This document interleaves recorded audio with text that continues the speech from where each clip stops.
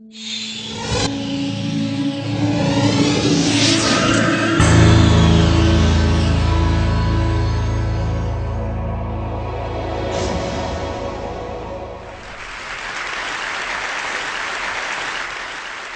Gore spoke at the TED conference I spoke at 4 years ago and talked about the climate crisis, and I referenced that at the end of my last talk.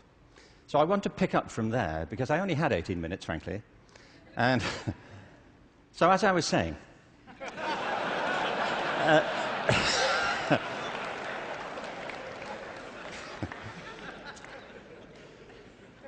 you see, he's right. I mean, there is a major climate crisis, obviously, and I think if people don't believe it, they should get out more. But I believe there's a second climate crisis, which is as severe, which has the same origins, and that we have to deal with the same urgency. And I mean by this, and you may say, by the way, look, I'm good. You know, I have one climate crisis. I don't really need a second one. But this is a crisis of not natural resources, though I believe that's true, but a crisis of human resources. I believe fundamentally, as many speakers have said during the past few days, that we make very poor use of our talents.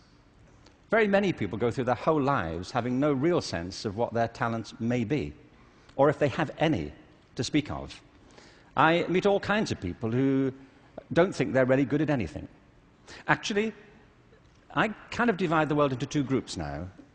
Jeremy Bentham, the great utilitarian philosopher, once spiked this argument. You know, he said there are two types of people in this world: those who divide the world into two types, and those who do not.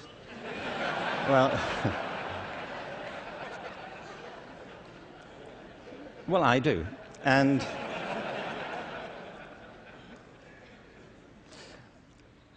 I meet all kinds of people who don't enjoy what they do. They simply go through their lives getting on with it.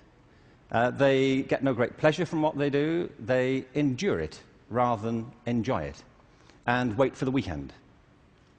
But I also meet people who love what they do and couldn't imagine doing anything else. If you said to them, don't do this anymore, they'd wonder what you were talking about. Because it isn't what they do, it's who they are. They say, but this is me. You know, it would be foolish for me to abandon this because it speaks to my most authentic self. And it's not true of enough people. In fact, on the contrary, I think it's still true of a minority of people. And I think there are many possible explanations for it. And high among them is education. Because education, in a way, dislocates very many people from their natural talents. And human resources are like natural resources. They're often buried deep. You have to go looking for them. They're not just lying around on the surface. You have to create the circumstances where they show themselves. And you might imagine education would be the way that happens, but too often it's not.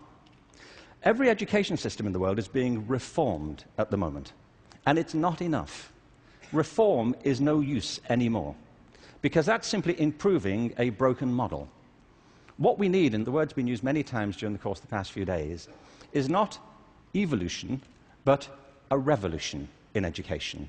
This has to be transformed into something else.